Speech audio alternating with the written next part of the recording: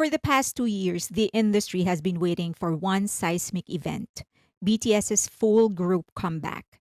Other K pop groups have definitely contributed to the industry. There have been achievements on charts, tours, and brand partnerships. Yet few acts have expanded the cultural perimeter or produced the kind of creative thesis that defines a new chapter. So naturally, the world anticipates that BTS will once again reset the boundaries. But inside Big Hit, preparations for the next era has already begun. And the company understands that a comeback can shift the axis of the industry, but a sustainable future requires fresh architecture. And they are quietly building that foundation through one of their most ambitious projects since the early 2010s. And that project is Cortis. In the next 15 or so minutes, you'll hear why Big Hit is positioning Cortis as their next long term bet, how the group's multi industry creative identity aligns with generational shifts, why their process differs from both BTS and TXT, and what makes their collaborative system risky but promising, and the single pressure point that could still make their trajectory very difficult. Cortis, as of this moment, is standing on the shoulders of giants. The question is whether they can climb down and build a new summit of their own.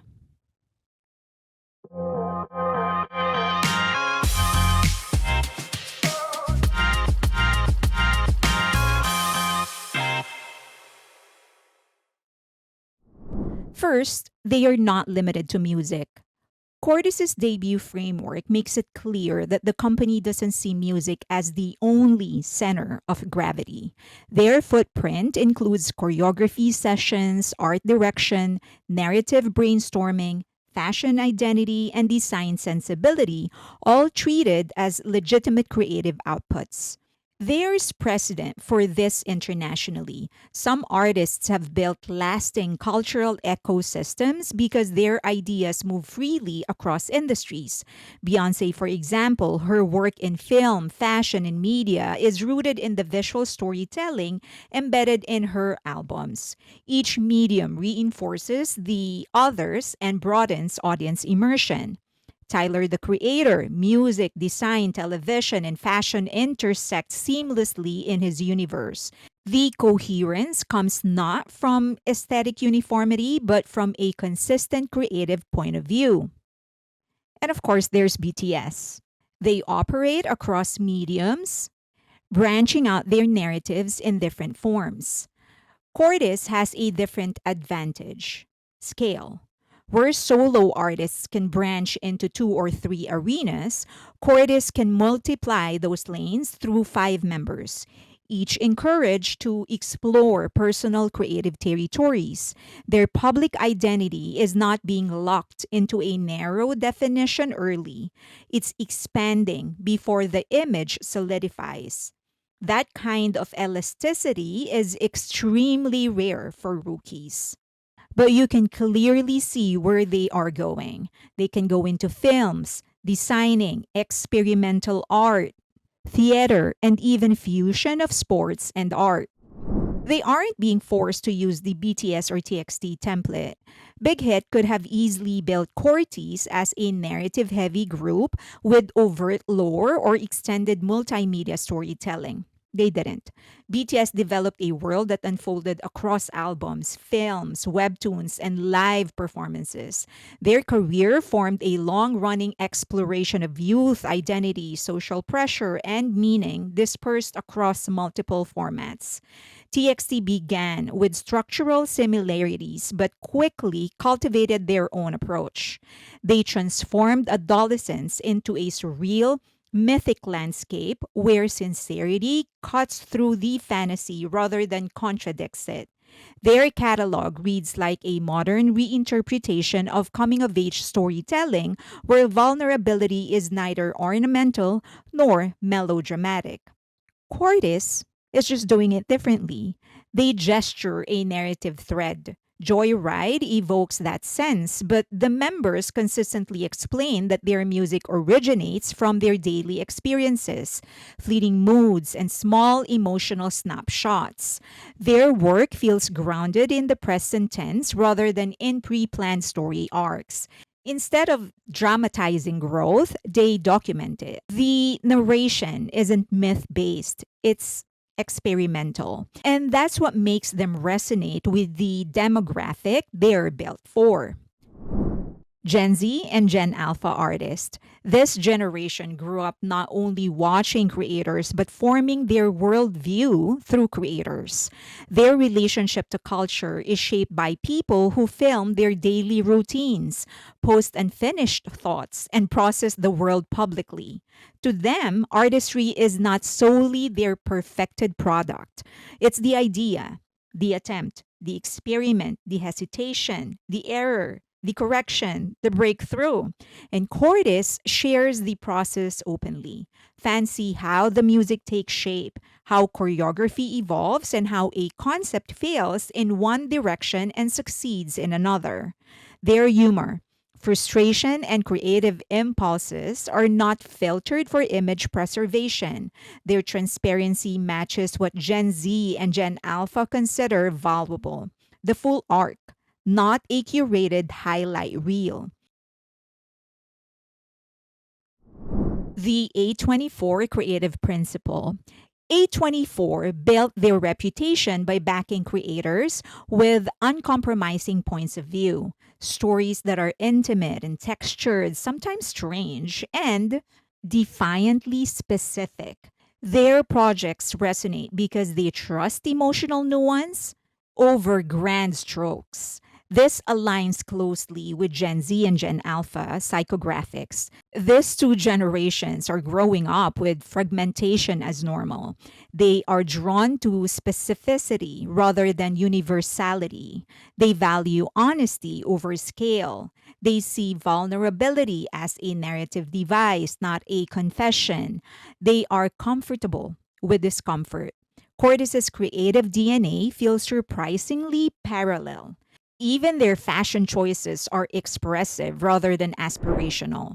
Their visuals favor tone over spectacle, and their music captures interiority without making us feel like they are confessing something. And Big Hit gives them the latitude to attempt ideas earlier generations wouldn't have been allowed to pitch.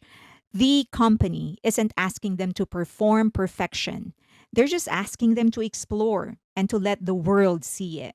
And the audiences follow exploration more closely than polish.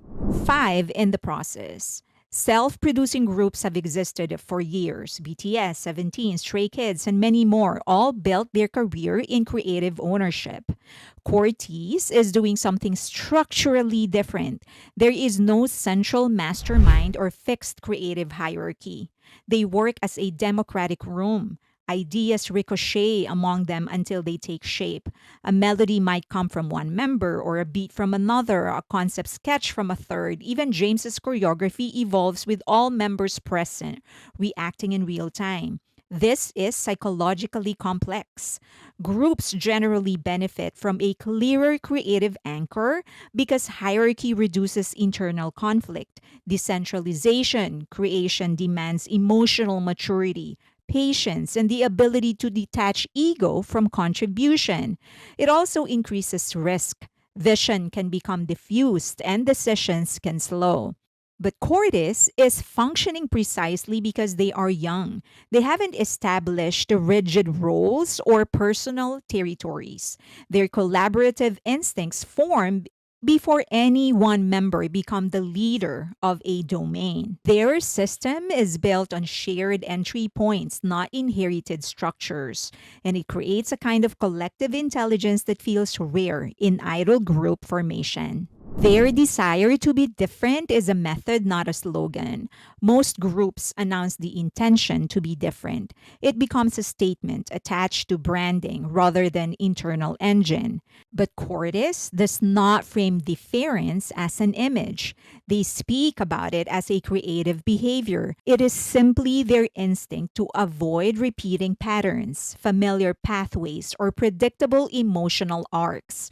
Their form of deference emerges as they work, not as something they chase to stand out. And this is why their projects feel fluid. They are not anchored to a persona. Their identity is shaped by whatever they are exploring at the moment, and that gives them space to evolve without betraying an established concept. Their debut project, Color Outside the Line, carries a sonic texture that doesn't resemble a conventional rookie release. It blends experimental production with understated melodic lines, minimalistic hooks, and lyrics that capture adolescence without over dramatizing it.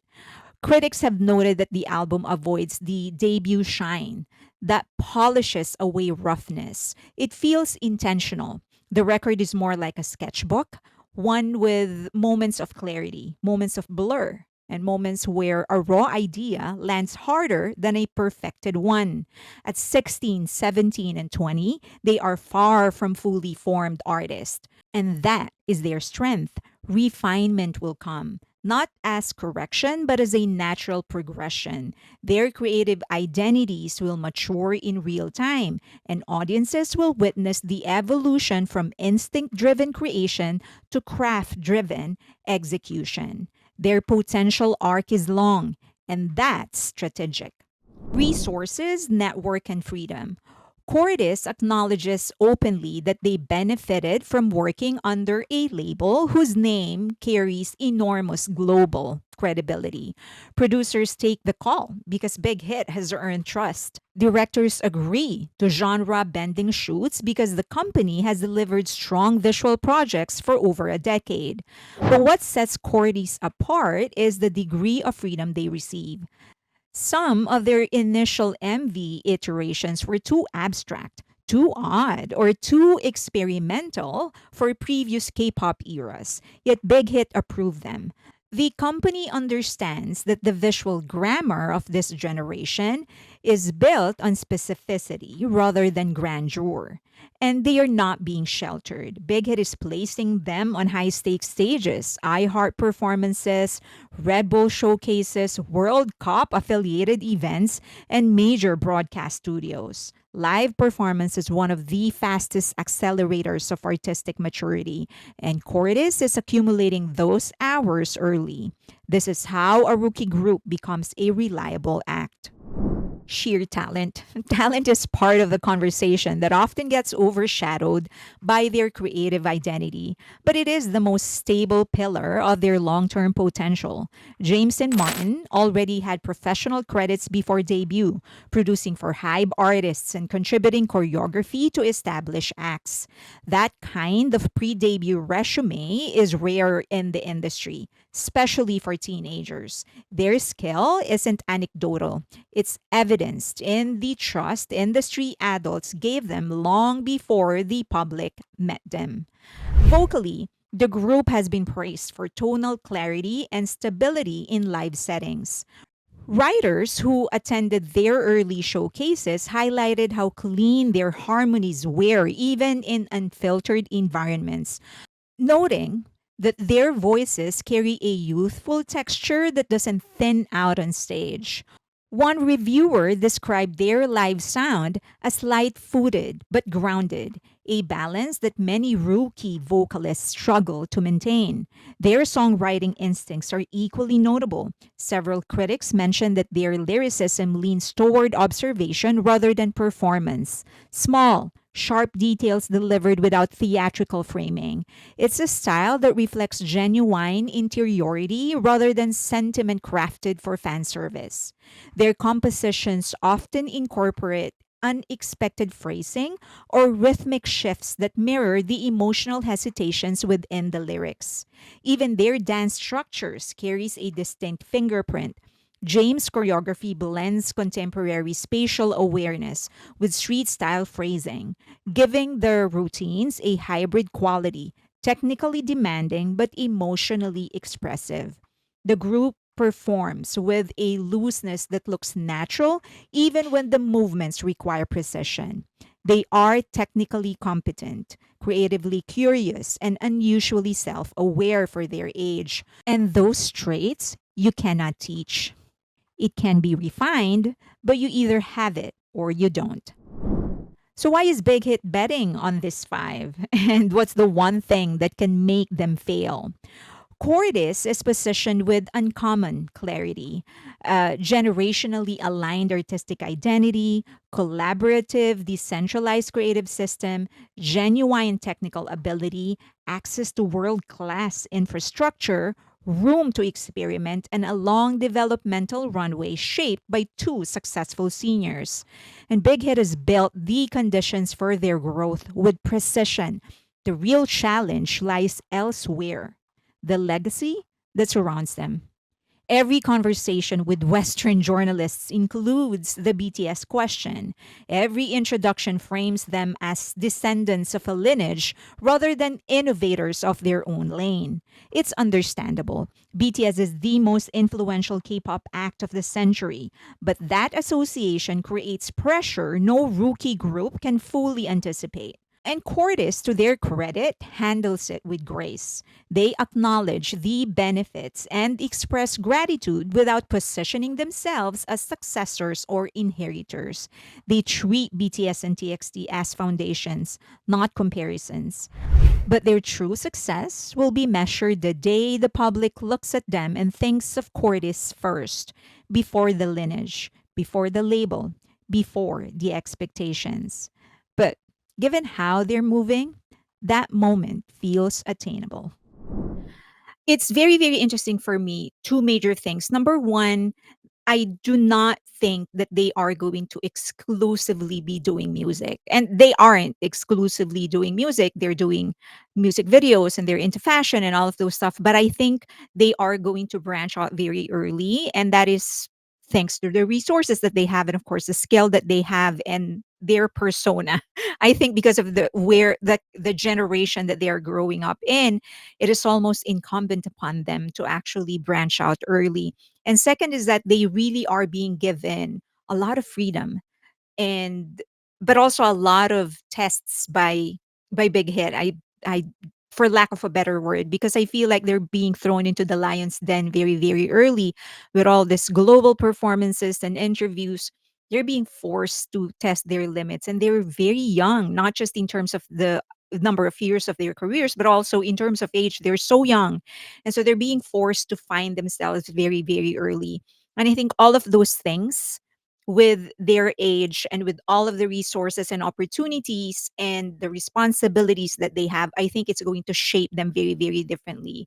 And I don't think this is not the first time I'm going to say it, but I don't think that they're going to necessarily fit in the K pop mold. I think at the end of the day, 5 to 6 years from now, it's going to be unrecognizable. The kind of career that they are going to have, it's going to be totally unrecognizable. And I'm so here for it.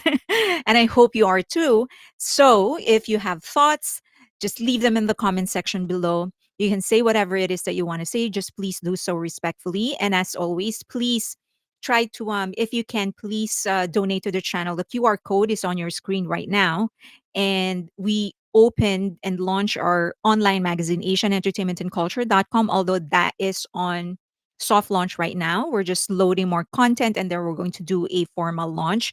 But any suggestion, constructive criticism will be welcome. Also, please follow me on X, on Instagram, but more importantly on Patreon, because that's where the community is. We're going to open our Cordis Corner right there. So if you want to join us, please go ahead.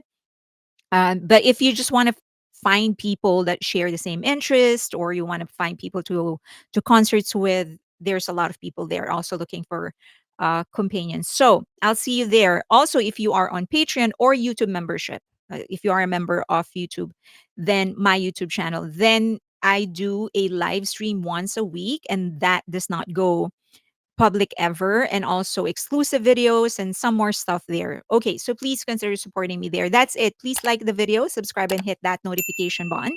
But the most important thing is for you to share the video, send it to your friends, family members, exes, leave a link on your social media, on your email, on your messaging app, everywhere. That's going to push the algorithm to recommend this more. Thank you so much. Till next time.